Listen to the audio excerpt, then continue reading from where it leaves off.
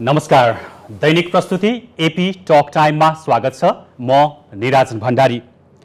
AP talk टाइमको आजको श्रृङ्खलामा हामी विशेषतः एनआरएनको विषयमा कुराकानी गर्छौं। नेपालमा धेरै ठूला आयोजनाहरू एनआरएनको लगानीमा निर्माण भइरहेका छन्। यद्यपि एनआरएनहरूको आफ्नै प्रकारको बाध्यता छ, आफ्नै प्रकारको व्यवस्था छ र सरकारसँग आफ्नै प्रकारको माग वर्षौंदेखि एनआरएनहरूले राखिरहनु भएको छ। तर त्यसको सही सम्बोधन अहिलेसम्म पनि हुन नसकिरहेको उहाँहरूको भनाइ सधैँ रहने गर्दछ। र सरकार परिवर्तन सँगसँगै हरेक सरकारबाट एनआरएनले आफ्नै प्रकारको अपेक्षा आशा राखेको हुन्छ र त्यो सँगसँगै विदेशबाट ठूलो लगानी भित्र्याउनको लागि एनआरएनको भूमिका रहिरहेको हुन्छ। तर कता कता तारतम्य नमिलेको कारणले गर्दा एनआरएनहरूको लगानी नेपालमा सोचे अनुरूप हुन सकिरहेको छ कि छैन, अथवा नेपालले त्यो दिशामा आफ्ना कार्यक्रम अगाडि बढाएको छ कि छैन, सधैँ प्रश्न चिन्ह खडा हुने गर्छ। आज हामी यिनै विविध समसामयिक विषयमा कुराकानी गर्छौं। कुराकानी गर्नको लागि आज हामीसँग हुनुहुन्छ एनआरएनएका निवर्तमान अध्यक्ष भवन भट्ट अर्थात् स्वामी आनन्ददेव। स्वागत छ भट्ट। नमस्कार, धन्यवाद। आराम हुनुहुन्छ? हजुर, आराम। तपाईँ अब जापानमा बस्नुहुन्छ हैन? हजुर। अहिले नेपालमा हुनुहुन्छ। कति भयो नेपाल आउनुभयो अहिले पछिल्लो समय? यो मेरो 23 वर्षको विदेश बसाइमा सबभन्दा लामो नै भन्नुपर्छ। 1 महिना भयो। अहिले 1 महिना अगाडि निकालिरहनु भएको छ। अहिले विशेष के आफ्नो व्यवसायले कि पारिवारिक भेटघाटले कि? अब यसमा सबै मिक्स छ। यसमा अब पारिवारिक भेटघाट पनि भयो, व्यवसाय पनि भयो र अहिले अब नेपालमा राजनीतिक तरलताको अवस्था छ। त्यहाँको अब आफैले नजिकबाट हेर्ने एउटा अवसर पनि मिलेको छ र विभिन्न चिजहरूमा। अब जापान जस्तो समृद्ध देशमा बस्नुहुन्छ, त्यहाँ तपाईँको आफ्नै प्रकारको नाम पनि छ हैन, बिजनेस पनि छ। अब जापानमा मात्र हैन, समग्र विदेशीहरूले नेपालमा प्रगति गरे भनेर नाम लिस्ट निकाल्नु पर्दा तपाईँको नाम पनि अग्रणी स्थानमा आउँछ। जापानमै 300 भन्दा धेरै जापानिज रेस्टुरेन्टहरू नै तपाईँले सञ्चालन गरिरहनु भएको छ। त्यति विकास भएको देश, यसो घरबाट बाहिर निस्किँदाखेरि पनि आँखाको अगाडि जुन प्रकारको भौतिक संरचनाहरू देखिन्छ, जुन सफापन देखिन्छ, जुन सिस्टममा देश चलेको हुन्छ, नेपालको एयरपोर्टमा झर्ना साथ चाहिँ कस्तो लाग्छ? यसो कहिलेकाहीँ तुलना गर्न मन लाग्छ कि लाग्दैन? हेर्नुहोस्, गैर आवासीय नेपालीको अभियान भनेकै हामीले यहाँ यो यस्तो छ उस्तो छ भनेर भन्दा पनि हामी जुन देखेका छौँ त्यसलाई चाहिँ अवतरण गराउने हाम्रो मुख्य योजना हो। त्यसले गर्दाखेरि ती कमी कमजोरीहरूलाई कुन ढङ्गबाट चाहिँ मिलाउन सकिन्छ भन्ने ढङ्गबाट चाहिँ जहिले पनि हेरिन्छ। मतलब विदेशको त्यो प्रकारको जुन भौतिक संरचनाहरू छन्, विकासको चरम गतिमा आफूलाई अगाडि बढाइरहेको हुन्छ, नेपालमा चाहिँ कुरा हुन्छ, नेताजीहरू सम्बन्धित निकायको व्यक्तिहरू पनि विदेश भ्रमण जान्छन्, वा अब नेपालमा पनि यस्तो गर्नु पर्यो भन्छन्, तर नेपालमा आइसकेपछि त्यो अवस्था देखिँदैन। त्यो देख्दाखेरि र सधैँ त्यो क्रम दोहोरिरहँदाखेरि कस्तो लाग्छ मनमा तपाईँहरूलाई? यो संसारकै इतिहास हेर्दाखेरि अब विभिन्न चरणमा विभिन्न देशहरूले चाहिँ कोल्टे फेरेको अवस्थाहरू छ। त्यो कोल्टे फेर्ने अवस्था नआइसकेको थियो कि जस्तो मलाई लाग्छ। र यो पछिल्लो चरणमा अब राजनीतिक अब भन्नुहोस् न, हामीले चाहिँ संविधान नै धेरै पछि तयार गरेका छौँ। अब नयाँ संविधान बनेको देशको इतिहास हेर्ने हो भने संसारमै हामी चाहिँ कान्छा देशहरूमा चाहिँ पर्छौँ होला। र त्यसलाई अब कुन ढङ्गबाट अब हुनसक्छ अब धेरै अब हामी नै पहिलो जेनेरेसनका नेपाली भन्छौँ जो विदेश गएका थियौँ, देखेका थियौँ। हामी सुनेर सिद्धान्त मात्रै कुराहरू गर्थ्यौँ र अपेक्षा मात्रै गर्थ्यौँ भने अब नेपालीहरूले देख्ने भइसकेका छन्, बोल्ने भइसकेका छन्, गर्न सक्ने भइसकेका छन्, क्यापेबल भइसकेका छन्। अब त्यसले अब सबै चिजहरूले चाहिँ एउटा सही एउटा वातावरण बनेको जस्तो मलाई लाग्छ। अब गैर आवासीय नेपालीहरू पनि विदेशमा अब मेरै हकमा भन्ने भने हामी अब विद्यार्थीको बेलामा जान्थ्यौँ। अब हामीले त्यहाँ आफ्नो लिभिङ स्ट्यान्डर्ड मेन्टेन गर्नलाई नै हामी 17 घन्टा 18 घन्टा काम गरेर चाहिँ बस्नुपर्ने हुन्थ्यो। त्यसलाई पार गरेर अब केही हदसम्म एउटा चाहिँ साथीहरूको एउटा लेभल चाहिँ एउटा लगानी पनि गर्न सक्ने अथवा चाहिँ बुझ्न सक्ने अथवा मिडिएटर बन्न सक्ने त्यो देशका ठुला लगानीकर्ताहरूसँग त्यो स्ट्याटसमा पुगिसकेको र बिस्तारै अब देशमा पनि अब बिजनेस हाउसहरू धेरै कम सुनिन्थे। अहिले धेरै धेरै बिजनेस हाउसहरू चाहिँ जन्म भइरहेको छ। त्यो रिसिभरको रूपमा उहाँहरू चाहिँ स्टेबल हुनुहुन्छ र सरकारले पनि अब विभिन्न नयाँ अब डिस्कसन त पोलिटिक्समा जहिले पनि भइहाल्छ संसारमा जस्तै मुलुकमा पनि। ती डिस्कसनबाट चाहिँ अब अलिकति माथि उठेर एउटा एउटा सन्तुलनको व्यवस्थातिर चाहिँ लाग्न खोजेको जस्तो चाहिँ अवस्था देखेको छु। त्यो अब बिस्तारै म्याचिङ हुँदैछ। अब हाम्रो देश खासमा भन्यो भने भौगोलिक हिसाबमा पनि यो आधुनिक जमानाले गर्दाखेरि पनि धेरै सानो छ। अब यसलाई राम्रो सही ढङ्गबाट चाहिँ मेन्टेन गर्यो भने अब चाँडै नै यसले एउटा निकास पाउँछ भन्ने चाहिँ मैले ठान्छु। अब नेपालमा जहिले पनि एनआरएनहरूबाट धेरै ठुलो आशा गरिन्छ, अपेक्षा गरिन्छ होइन। विदेशमा जुन प्रकारको नेम कमाएका छन्, जुन पैसा कमाएका छन्, त्यसको चाहिँ सही प्रयोग नेपालमा होस् भन्ने नेपालीहरूको र सधैँ जसो नेपाल सरकारको पनि त्यो प्रकारको चाहना इच्छा देखिन्छ र एनआरएनहरूले पनि त्यो नै चाहन्छन्, आफ्नो सिप, आफ्नो पैसा आफ्नै देशमै लगानी गरौँ भनेर। तर पनि त्यो जुन प्रकारको दुवै पक्षको चाहना छ, नेपालको पनि चाहना छ, विदेशमा बस्ने एनआरएनहरूको पनि चाहना छ, तर त्यो मूर्त रूप भने खासै त्यति राम्रोसँग देखिने गरी प्रगाढताका साथ आइरहेको देखिन। अब तपाईँ एनआरएनको अध्यक्ष भइसक्नु भएको व्यक्ति हुनुहुन्छ, खास कहाँनिर छ समस्या यो कुरामा? हामी पशुपतिमा भगवान् शिवसँग धेरै आश गर्छौँ र केही पनि हुँदैनौँ होइन। अब त्यसलाई यदि साँच्चै नै पाउने हो भने शिवसँग एट्याच भएका चिजहरू, अब भनौँ उहाँले दिने अब आत्मिक सन्तुष्टि हो कि अथवा व्यावसायिक सफलता हो कि, त्यसप्रति हामी जब बुझेर र नजिक सामिप्यमा जान खोज्छौँ अनि त्यसपछि मात्रै प्राप्त गर्छौँ भन्छौँ। अब विदेशमा बसेका छन्, पैसा कमाएछन् भनेर भने आउँछन्। त्यो पैसा भने कुन पैसा, कति पैसा हो भन्ने चाहिँ हाम्रो चाहिँ मूल्याङ्कन अहिलेसम्म आँकडा छैन। अब एउटा बसिरहेको एउटा सँगैको चाहिँ दाजु अथवा भाइ विदेश गएर एउटा घर किन्यो भने ओहो विदेशबाट त ठुलो इन्कम रहेछ भन्ने हुन्छ। तर उसले कतिजनासँग सापट लिएर अथवा चाहिँ कम्पनीसँग चाहिँ लोन लिएर गएको छ कि त्यतापट्टि हामी गएको हुँदैनौँ। मैले भन्न खोजेको के भने त्यत्रो ठुलो सबै एकदम मिलियन्स डलरको चाहिँ इन्भेस्ट गर्न सक्ने क्यापेबल एउटा लेभल भनेको त्यो धेरै कम नै छ। इभन तपाईँलाई चाहिँ चाइनामा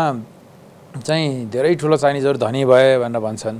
अनि जापानिजहरूले चाहिँ आँकडा गरेको चाहिँ जापानको जनसङ्ख्या बराबरका मान्छे मात्रै धनी रहेछन् भने मतलब त्यो त कुनलाई चाहिँ धनी भनेको छ 3 करोडभन्दा माथि चाहिँ खेलाउन सक्ने मान्छेहरू, 3 करोड रुपियाँ नेपालमा चाहिँ भने जापानको जनसङ्ख्या भनेको 12 करोड छ। त्यत्रा संसारभर घुमेका, खाएका, खेलेका पर्चेजरहरू भने चाइनिजहरू भनेका जम्मा 12 करोड मात्रै रहेछन्। त्यसले चाहिँ ठुलो चाइनिजहरू धनी भए भनेर चाहिँ जुन भनिन्छ नि, हामीले ती चिजहरूमा चाहिँ अलिकति विस्तारमा चाहिँ गर्नुपर्ने हुन्छ। र पहिलो निड्स भनेको व्यक्तिगत निड्स नै हुन्छ। जो आए पनि अब नेपालमै पनि कसैले व्यवसाय गर्नुहुन्छ भने सबभन्दा पहिला आफ्नो घरको व्यवस्थित बनाउने अथवा चाहिँ आफूसँग चाहिँ भएका ती अब पूर्ति नभएका चिजहरूलाई चाहिँ फुलफिल गर्ने अनि त्यसपछि बचेको चिजहरूलाई अनि इन्भेस्टमेन्टमा लगाउने अथवा चाहिँ त्यो भावनासँग जोडिन्छ कि अथवा इन्भेस्टमेन्टमा जोडिन्छ कि। अहिलेसम्मको लगानी भनेको वास्तवमा नेपालमै गर्नुपर्छ भन्ने जुन एउटा हुइम हामीले चाहिँ ल्याएका थियौँ 2003 सालमा उपेन्द्र महतोजीले जुन इस्टाब्लिस गर्दाखेरि अब तत्कालीन नेतृत्वमा हामी संसारमा जुन उचाइमा पुगे पनि मुलुकको जबसम्म समृद्ध हुँदैन, मुलुक समृद्ध हुँदैन, हाम्रो कुनै पनि अर्थ राख्दैन भनेर उहाँले धेरैपल्ट भन्नुभएको छ। किनभने उहाँ नेपाली भएर नेपालको एउटा रिच पर्सन हुँदाहुँदै पनि विभिन्न ठाउँमा चाहिँ त्यो पासपोर्टलाई चाहिँ जानको लागि चाहिँ नेपाली भएको कारणले चाहिँ रोकिनु पर्ने त्यही अनुभव मलाई पनि छ। त्यसले गर्दाखेरि हाम्रो त्यो अभियान अब मुलुकलाई नै धनी बनाऊ हामीले देखेका छौँ भनेर चाहिँ गऱ्यौँ। त गर्न अब त्यो चाहिँ एउटा लिमिटेड एउटा इन्भेस्टमेन्ट थियो भन्छु। त्यसले हिसाब गर्दाखेरि पनि सेजनले एउटा चाहिँ आर्थिक पत्रकार समूह छ, सेजनले निकालेको डाटा अनुसार त्यो चाहिँ नेपालमा तत्कालीन चाहिँ 50 अर्बभन्दा बढी चाहिँ एनआरएनहरूबाट चाहिँ इन्भेस्टमेन्ट भएको छ भनेर त्यो चाहिँ 7वटा जिल्लामा गरेको चाहिँ डाटा। अब त्यो अब सरदरले गर्दाखेरि 200 अर्बभन्दा बढीको चाहिँ व्यक्तिगत रूपमा अथवा चाहिँ पारिवारिक रूपमा गरेको चाहिँ इन्भेस्टमेन्ट चाहिँ त्यो देखिन्छ गरे अवश्य नेपालीहरूले। छरिएर भएको हुनाले त्यसलाई एकीकृत भएको छैन। र कस्तो हुन्छ भने अब यो 2003 सालमा उपेन्द्र महतोजी हाम्रो जुन संस्थापक अध्यक्षले हुनुहुन्थ्यो उहाँले एउटा चाहिँ कमन इन्भेस्टमेन्ट फन्ड बनाऊँ भनेर 100 अर्बको फन्डको चाहिँ एउटा चाहिँ ऊ बनाउनु भयो। 10 अर्बको चाहिँ फन्डको एउटा $100 मिलियन एउटा चाहिँ उहाँले चाहिँ उच्चारण गर्नुभयो। त्यो म्याटलाइज हुनलाई त्यो कति गाह्रो भयो भने अब त्यसलाई एमओयू गर्नलाई नै मैले मेरो कार्यकालमा आएर मैले चाहिँ सरकारसँग चाहिँ यो फन्ड बनाउनको लागि भनेर पहल गरेर एमओयू गर्नु पर्यो। अनि त्यसपछि नेपाल इन्भेस्टमेन्ट समिट थियो, समिटमा चाहिँ हामीले चाहिँ एमओयू गऱ्यौँ। त्यसपछि बल्ल आएर कम्पनी खडा भयो। त्यसपछि त्यसको पनि 1.5 वर्षपछि भन्नुहोस् न, त्यो तत्काल हुनुपर्ने चिजहरू त्यसको पनि 1.5 वर्षपछि कम्पनी खडा भर्खर भयो। अब इन्भेस्टमेन्ट फेरि अब चाहिँ बोलाउने बेला भएको छ भनेपछि यो अझै 1 वर्ष 1.5 वर्ष लाग्छ होला। अब यो 100 मिलियन भनेको अहिले नेपालमा विदेशबाट वैदेशिक उसबाट चाहिँ एफडिआईबाट आएको इन्भेस्टमेन्ट भनेको 50 मिलियन भन्छौँ, 5 अर्ब भन्छौँ भने 10 अर्बको चाहिँ हामीले चाहिँ राखेको यो एउटा फन्ड पनि एउटा वान अफ द एनआरएनले दिने चाहिँ एउटा ऊ पनि हो, मेजर एउटा इन्भेस्टमेन्टको एउटा बाटो पनि भन्छ। अनि अब यसलाई नै फेरि यसले चाहिँ व्यवस्था पायो भने अब हामीले यो आइपिओमा जान सक्ने अथवा यसले चाहिँ गरेका चाहिँ इन्भेस्टमेन्टहरूको चाहिँ पोर्टफोलियोहरू त्यसमा चाहिँ लगानी गरेका विषयहरू हुन्छन् नि, ती विषयहरूले फस्टाउँदै गए अथवा त्यसले चाहिँ मुनाफा राम्रोसँग दिन सक्यो अथवा म्यानेजमेन्ट हुन सक्यो। सबैले हेरेका छन् भवनजीले सिएसजीले चाहिँ होटल बनाउनु भयो, अझसम्म तयार हुन सकेको छैन। अब चाहिँ भवनजीले चाहिँ धेरै ठुलो इन्भेस्टमेन्ट गर्नुभयो, कुनैले पनि फाइदा दिएको छैन, विदेशमा चाहिँ फाइदा हुने यहाँ भने अब मैले त्यति पनि फोकस पनि गरेको छैन। अब अहिले चाहिँ म 1 महिना बस्या कारण पनि के हो भने मलाई धेरै ठाउँबाट चाहिँ पनि अब तपाईँले आफ्नो कुरा गर्नुभयो, तपाईँको टिबिआई होल्डिङ्स जुन छ नेपालमा चाहिँ के गरिरहेको छ, यसले अहिले के काम भइरहेको छ, के कुन सेक्टरमा लगानी छ अथवा कति नेपाली यसबाट अहिले रोजगार पाइरहेका छन् अनि कति लाभान्वित भइरहेका छन्। अब जापानको त त्यो छँदैछ, नेपालको लागि चाहिँ टिबिआईको काम के भइरहेछ अहिले? लाभान्वित मान्छेको हिसाब अब हामीले इन्डस्ट्रीको हिसाबमा हेर्ने भने 10 हाराहारीको इन्डस्ट्री हामीले चलाएका छौँ। अब त्यसमा मिडिया छ होइन, कारोबार दैनिक भन्ने अब हाम्रै चाहिँ त्यो अब मुलुकको पहिलो आर्थिक दैनिक, मैले चाहिँ यो अत्यन्तै आवश्यक हुन्छ मुलुकमा। आर्थिक दैनिक नै छैन अनि समृद्धिको कुरा गरेर कसरी हुन्छ भनेर पहिलो चरण चाहिँ ढोका त खोल्नु पऱ्यो नि भनेर सबैले फेरि तपाईँ त्यस्तै चाहिँ डुब्ने सेक्टरमा जानुहुन्छ भन्दै पनि यो मेरो मुलुकको लागि उपहार हो भनेर मैले कारोबार दैनिक स्टार्ट गरेँ। मलाई लाग्छ त्यसले राम्रै एउटा अब व्यावसायिक फाइदा नबनाए पनि त्यसले चाहिँ समाजमा फाइदा दिने फाइदा र एउटा सोसाइटीमा त्यसले दिने विश्वसनीयता, कमसेकम यो चाहिँ कसैबाट म्यानिपुलेट भएर चलाउँदैन, यो चाहिँ स्वतन्त्र रूपमा यसले चाहिँ सही समाचार दिन्छ भनेर चाहिँ प्रस्तुत भएको छ। त्यसपछि अब मैले अब सबै हेर्दै जाँदाखेरि अब एभिएसन अब चाहिँ बिबी एयरवेज भनेर चाहिँ स्टार्ट गरेँ। त्यो चाहिँ अब A क्लासको लाइसेन्स होल्डर चाहिँ बिबी एयरवेज स्टिल छ, म त्यसलाई चाहिँ जहिले पनि उडाउन सक्छु। अब 1 वर्ष पहिला बिबी एयरवेजको विषयमा पहिला पनि कुरा भएको थियो, तपाईँको विषयलाई लिन साथै बिबी एयरवेजको पनि कुरा आउँछ। अब एयरलाइन्स फेरि चल्छ कि चल्दैन तपाईँको?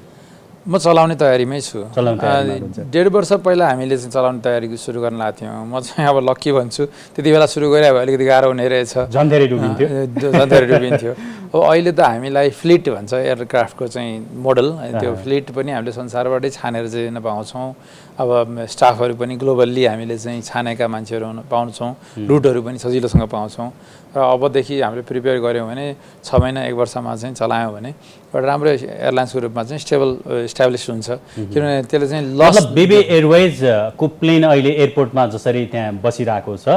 तपाईँहरू फेरि पनि एयरलाइन्सलाई अगाडि बढाउनुहुन्छ, प्लेन उडाउनुहुन्छ, त्यो गृह कार्यमा हुनुहुन्छ? गृह कार्यमा छौँ जहिले पनि। अब मलाई मेरो हेड अफिस अब त्यसको सबभन्दा बढी मुभमेन्ट कम भएको भने बिबी एयरवेज, मैले हेड अफिसको नामै बिबी एयरवेज राखेर चाहिँ बसिरहेको छु भनेपछि मसँग त्यो प्यासन अहिले। फेरि यो पनि के भन्थ्यो भने मलाई पनि तपाईँ डोमेस्टिक चलाए भए तपाईँ लाटो मान्छे बुद्धले यतिले कमाइरहेछ, तपाईँ त्यतिको पैसा गरे भए त ठुलो एयरलाइन्स बन्नुहुन्थ्यो डोमेस्टिकमा भन्थे। मैले कहिले पनि अब आफै एउटा चाहिँ समकालीन एउटा समकक्षी नेपाली साथीहरूसँग, किन उहाँहरूले अलरेडी चलाइरहनु भएको छ, उहाँहरूसँग गएर कम्पिटिसन गरेर त्यसको चाहिँ कुनै औचित्य छैन। मैले भने अन्तर्राष्ट्रिय एयरलाइन्स वार्षिक तपाईँलाई चाहिँ 70 अर्बभन्दा बढी पैसा चाहिँ नेपालीहरूको चाहिँ विदेशी एयरलाइन्सको टिकट काटेर विदेश जान्छ, बाहिरिन्छ। कमसेकम अन्तर्राष्ट्रिय एयरलाइन्स बनायो भने बरु विदेशी एयरलाइन्सलाई विस्थापित गरौँ न, हामीलाई चाहिँ विदेशी एयरलाइन्स इन्टरनेसनल एयरलाइन्स भयो भने त्यो पैसा बचाउने कामको लागि भनेर मैले एयरलाइन्स त्यसरी सुरु गरेँ। अनि बियर भन्ने नेपालकै पहिलो ब्रुअरी, अब त्यो चाहिँ नेपाल ब्रुअरी, अब त्यो स्टार बियर भनेर चाहिँ सुनिन्छ, सानो मात्रामा हामीले चलाएका छौँ तर त्यो चलिरहेछ। अब त्यसले चाहिँ अब उसलाई चाहिँ अनि त्यसपछि अनि होटेल पनि नेपालको पहिलो रिजोर्ट होटेल नै रहेछ, डिएमआर भन्ने धुलीखेल माउन्टेन रिजोर्ट, अब त्यसलाई हामीले सञ्चालन गरेका छौँ। त्यस्तै त्योभन्दा बाहेक अलिकति महत्त्वाकांक्षी मेरो इन्भेस्टमेन्टहरू भनेको अब तामाकोशी 3 650 मेगावाटको जलविद्युत आयोजना, अनि त्यसपछि काठमाडौँ हेटौँडा टनेल सुरुङ मार्ग अब त्यसको चाहिँ म चेयरम्यान पनि छु म त्यसलाई कमसेकम त्यो सुरुङ मार्गको चर्चा धेरै वर्ष अगाडिदेखि चलिरहेको हो हैन धेरैजना मान्छे आउनुभयो हात झिक्नुभयो डराउनु भयो भन्ने कुराहरू आउँछ यदि त्यो सुरुङ मार्ग बन्ने हो भनेदेखि देशको अर्थतन्त्रलाई नै धेरै सुधार बनाउँछ भन्ने कुराहरू छ खास त्यसको काम चाहिँ किन भइरहेको छैन त अहिले कहाँ पुगेको छ त्यसको काम त्यसमा हेर्नुहोस् यो हाम्रो अलिकति सरकारको पनि ब्युरोक्रेसी पनि अलिक के हुनुहुन्छ भने अब मैले धेरै अब मन्त्रीज्यूहरूसँग पनि काम गरेँ प्रधानमन्त्रीज्यूहरूसँग पनि कुरा गरेँ ब्युरोक्रेट साथीहरूसँग पनि गरेँ तपाईँहरू फिजिबल नै छैन भन्नुहुन्छ हैन अब यो बुट भने कस्तो भने बिल्ड ओन अपरेट ट्रान्सफर हैन यो चाहिँ सरकारको कुनै पनि मुलुकमा चाहिँ कस्तो छ भने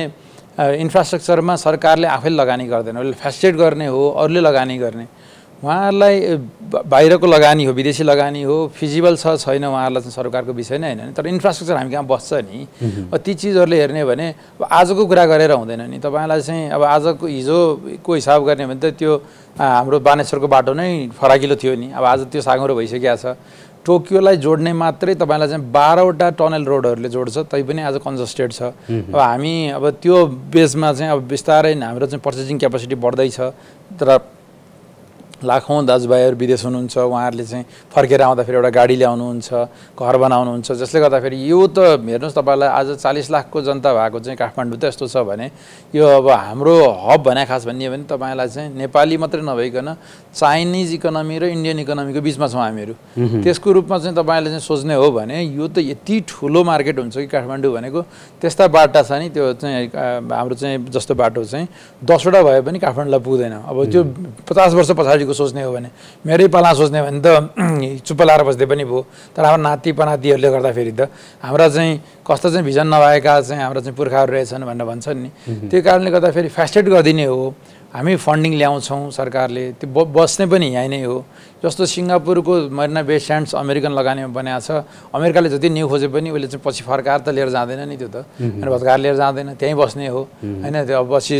नेगोसिएसन गर्ला गभर्मेन्टसँग त्यो एउटा इन्फ्रास्ट्रक्चरमा चाहिँ विदेशी लगानी आउनु भनेको त्यो हामी चाहिँ एकदम स्वागत योग्य मानेर त्यसलाई चाहिँ अब मतलब तपाईहरुको कारणले भन्दा पनि सरकारको स्पष्ट एउटा धारणा अथवा यो गरौँ भन्ने त्यो भनौँ न प्रशासनिकदेखि लिएर अन्य विविध कारणले यसमा विलम्ब भएको हाम्रो पनि कारण छ किनभने यो पहिलो योजना हो यसमा चाहिँ हामी पनि त्यति पर्फेक्ट छैनौँ कि पहिलो टनल रोड भने मैले त अब भन्नुहोस् न म रेस्टुरेन्ट बनाउने मान्छे बाटो बनाउन भने त्यो धेरै ठुलो चाहिँ युज पनि हो रिस्क पनि हो र मभन्दा पूर्व साथीहरू पनि हुनुहुन्थ्यो र हामीसँग चाहिँ एन्टायर एक्सपर्ट टिम छ त्यसमा अब त्यसमा चाहिँ निर्माण व्यवसायी साथीहरू हुनुहुन्छ इन्जिनियरहरूको चाहिँ एसोसिएसन छ हामीसँग थुप्रै अब एनआरएनहरूको चाहिँ कमिटमेन्ट छ असँग ठुलो लगानी गर्दा त म नै भएँ 1800 सेयर होल्डरहरू हुनुहुन्छ सबैले त्यसमा चाहिँ भविष्य सम्झेर बस्नु भएको छ अब सजिलोसँग भन्दाखेरि तपाईँलाई विदेशमा एउटा टर्निङलाई चाहिँ अरबौं डलर खर्च गरेर पुल हालेर चाहिँ सिधा बनाउँछ भने 280 किलोमिटरको बाटो 41 किलोमिटरमा बन्दैछ हैन मुलुकको कति तेल बच्छ कति गाडी बच्छ कति समय बच्छ हैन हामी चाहिँ 2 रुपैयाँ भाउ बढ्यो भनेर चाहिँ मुर्दाबाद भन्दै सिंहदरबारमा ढुङ्गा हान्न जाने होइन कि हैन यसबाट यो बाटो बनाउन लाग्यौं भने त अरबौं डलर चाहिँ हामीले चाहिँ बचाउँछौं नि त्यसले गर्दाखेरि ती चीजहरु हामी चाहिँ अस्पतालमा लगाउन सक्छौं शिक्षा क्षेत्रमा लगाउन सक्छौं इन्स्योरेन्समा लगाउन सक्छौं हैन ती चीजहरुमा अलिकति हाम्रो लङ अटो भिजन नभएको हो कि ती चीजहरुमा उहाँहरुले पनि कल गर्नुपर्छ एक्जिस्टिङ ओन्ली वान बुट प्रोजेक्टको हैन एउटै मात्रै कन्सेसन एग्रीमेन्टको प्रोजेक्ट भनेको यही काठमाडौँ हेटौँडा टनल नै छ त्यसलाई त सरकारले त सकेसम्म ओहो तपाईहरुले बनाइदिनुस् है कसरी के गर्नुपर्छ भनेर म तपाईलाई चाहिँ पोजिटिभ नेसनको चाहिँ म तपाईलाई एउटा चाहिँ उदाहरण दिन्छु हामीले बीबीआरएस बनायौं यो के हो यसले त आरएलाई चाहिँ धक्का दिन आयो कि भनेर चाहिँ त्यो छड्के नजरले हेर्थे जब म मलेसिया गएँ अनि मलेसिया गएको हामी जाँदाखेरि चाहिँ अनि तपाईहरु किन आउनु भयो भने त्यहाँको चाहिँ सिभिल एभिएसनको अथोरिटीले हैन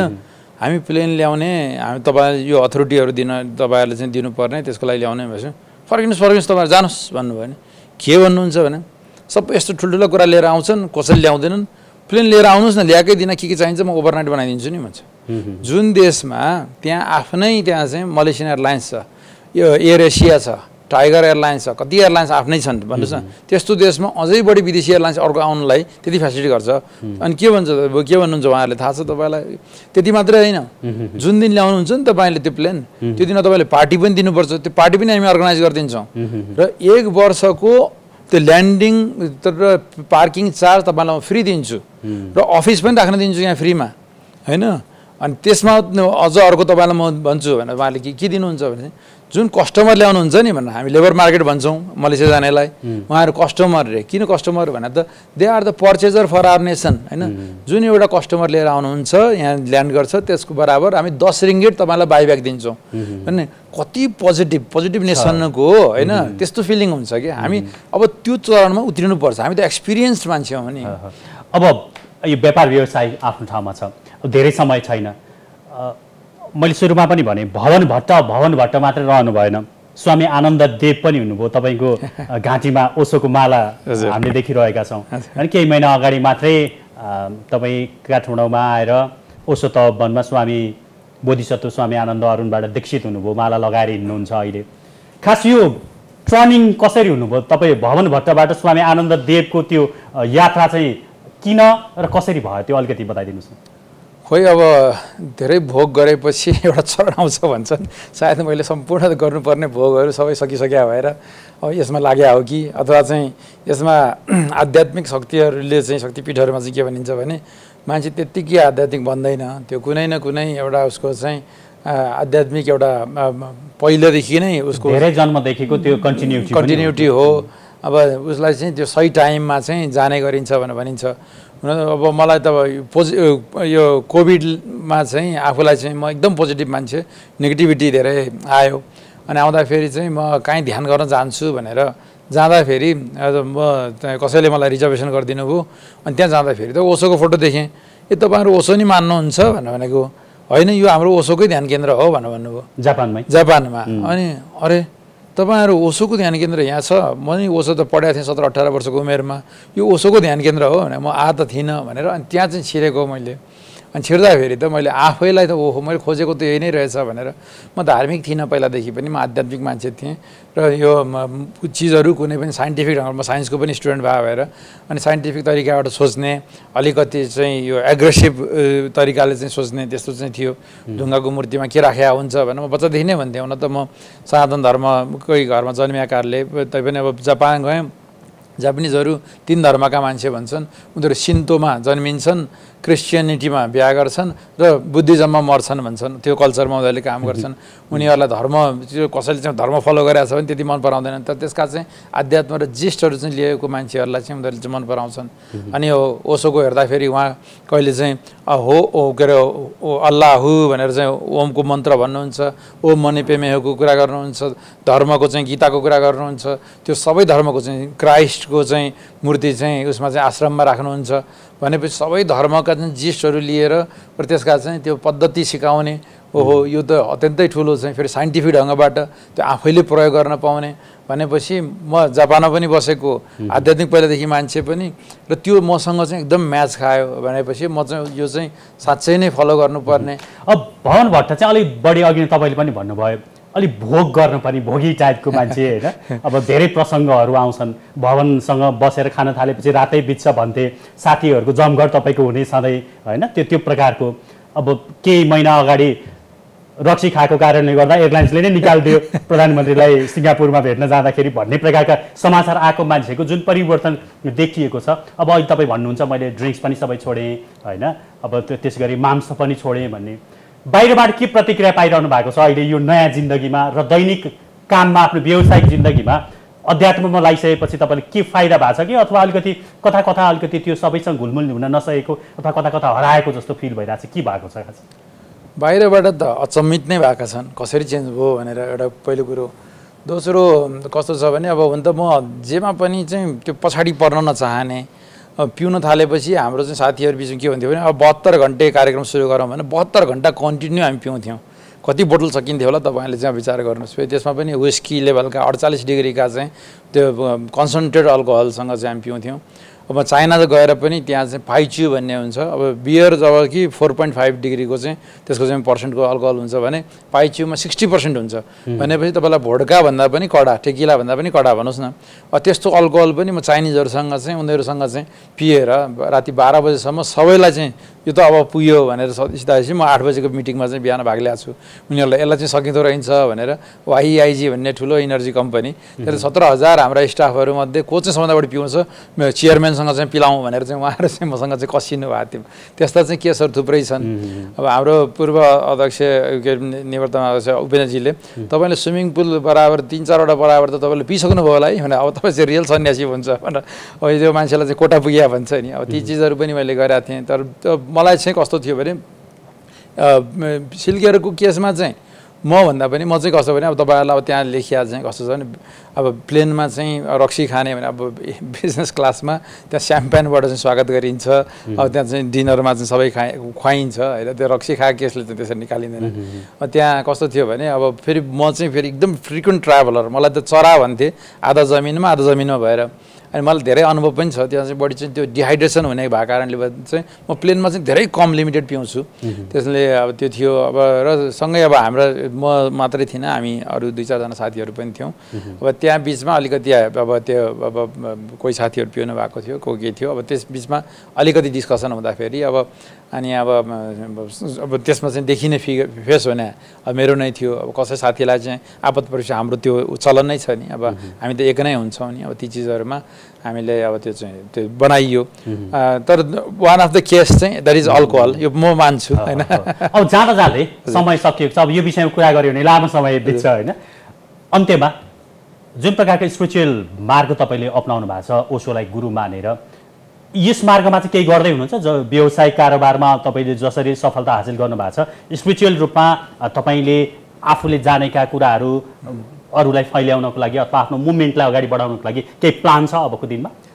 एउटा अघि पनि भन्नुभयो यसमा लागेपछि व्यावसायिक रूपमा मान्छेहरू छोडे म घरमा त्यत्तिकै म झन् बढी चाहिँ फोन गर्ने भएको छु पहिला चाहिँ एक हप्तामा एकचोटि फोन गर्थेँ भने अहिले डेली जस्तो नै म वाइफसँग फोन गर्छु बच्चाहरूसँग फोन गर्छु अनि अब व्यवसाय पनि मैले त्यत्तिकै अब हिजो चाहिँ म जस्ट सतही रूपमा चाहिँ इन्भेस्ट गरेपछि अब यसलाई चाहिँ तौर तरिकाहरू चाहिँ हुन्छन् भन्ने मान्यताबाट भन्दा यसलाई चाहिँ कसरी चाहिँ जिस निकाल्न सकिन्छ भन्ने अलिकति त्यो चेतनशील भएर नै इन्भेस्ट गर्ने चाहिँ भनेको छु त्यसले चाहिँ त्यो फाइदा मैले बिजनेसको फाइदा भने र ओसो मुभमेन्टमा चाहिँ के छ भने अब हामी कस्तो छौँ भने अब घरमा मिठो आँप पाक्या छ भने आफ्नो नजिकको साथी आउँदाखेरि नै ल्या हुन्छौँ त्यसले गर्दाखेरि अहिले अब हामीले चाहिँ योलाई चाहिँ अब एउटा ओसो फर नेसन भनेर तपोवन फर नेसन भनेर त्यसमा चाहिँ व्यवसाय अनि राजनीतिक कर्मीहरू सबै साथीहरूलाई चाहिँ त्यसमा राखेर यो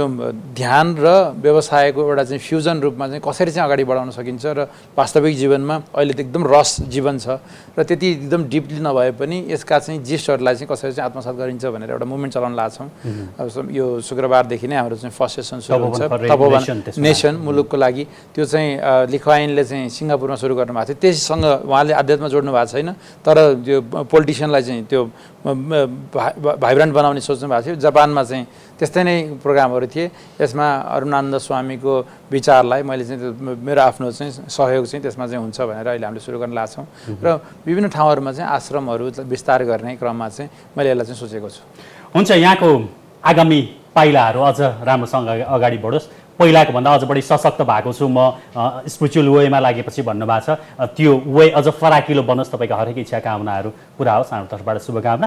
जुन प्रकारको समय र विचार तपाईँले एपीमानलाई दिनुभयो यसको लागि म धेरै आभार व्यक्त गर्न चाहन्छु धन्यवाद तपाईँ त अब म स्वामीजी पनि भन्छु धेरै यस्तो मौका दिनुभयो र आफ्नो विचारहरू राख्न दिनुभयो आउने दिनहरूमा अझै सँगै कामहरू गर्न सकिन्छ भन्ने मैले विश्वास लिएको छु धन्यवाद दर्शकवृन्द एपी टक टाइममा आज हामीसँग हुनुहुन्थ्यो भवन भट्ट एनआरएनका निवर्तमान अध्यक्ष र एकजना सफल व्यावसायिक व्यक्तित्व र भवन भट्ट मात्र नभएर उहाँ अहिले स्वामी आनन्द देव पनि हुनुहुन्छ ओशोको माला ग्रहण गरिसकेपछि ओशोको दीक्षा लिइसकेपछि उहाँसँग हामीले कुराकानी गऱ्यौँ यही कुराकानीसँगै एपी टक टाइमको समय आजको लागि सकिएको छ हामीलाई बिदा दिनुहोस् नमस्कार